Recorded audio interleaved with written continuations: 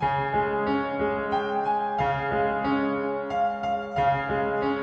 healing is not something that you just say, well, yeah, I believe it, I believe it. Now, that's all right. If that's the best you can do, just mentally, or just say, well, yes, I see it, I believe that, I accept it.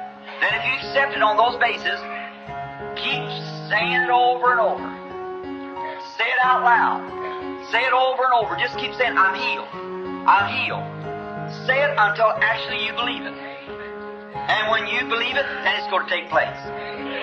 Don't have a negative testimony.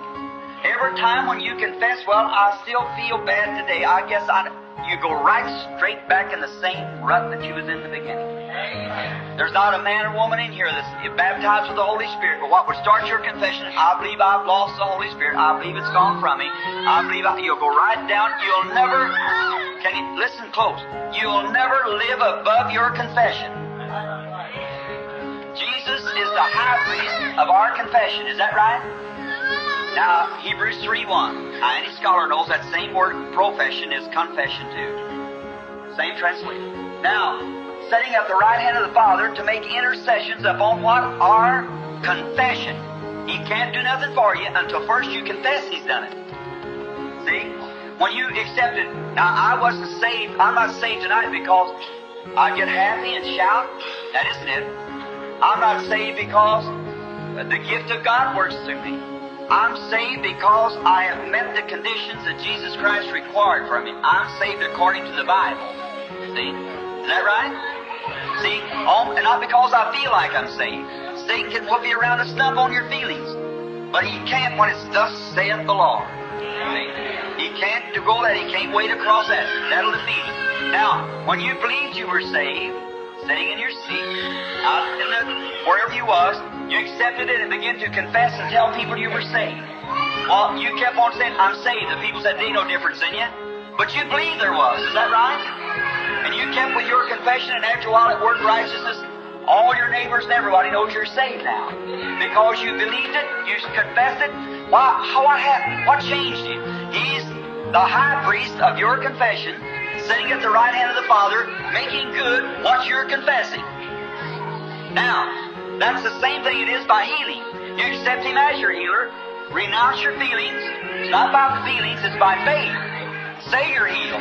Believe you're healed. Act like you're healed. Associate with those who believe in healing. And God will bring you right out to a perfect soundness of health. Will not fail. Just an illustration. I'm trying to get faith here, you see, so I can see what the Holy Spirit will do here for us in a few minutes.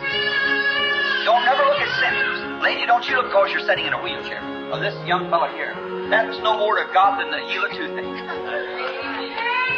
Don't make a bit of it. But now look, He's a high priest of your confession.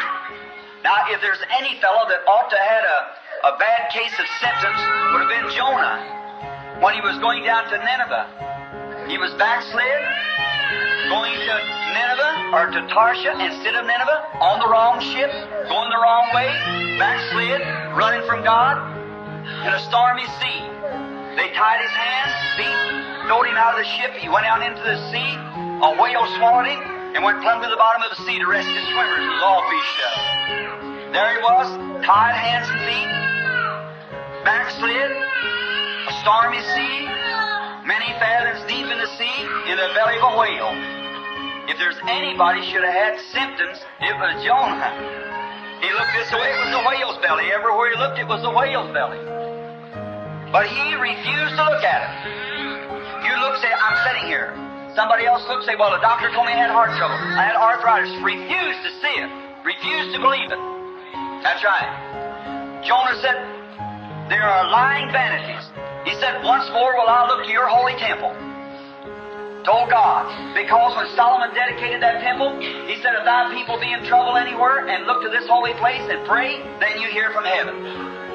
And he believed, Jonah, believed that God heard Solomon's prayer.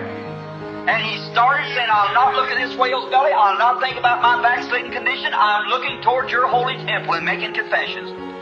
And God sent oxygen down there and kept him alive for 3 days and nights and put him right in Nineveh where he belonged. Well, if Solomon prayed that prayer, and if there's no one here that's in the condition or halfway like Jonah was, you ain't got nothing like the symptoms he had. Well, if he, in that condition, could look to a temple where it was built by hands of a man, and an earthly being, a man, Solomon, sitting and praying, and could have faith in Solomon's prayer, how much more ought you and I tonight, sitting here, look to the throne of God where Jesus stands at His right hand with His blood there to make intercessions on your confession. Just refuse to have the symptoms.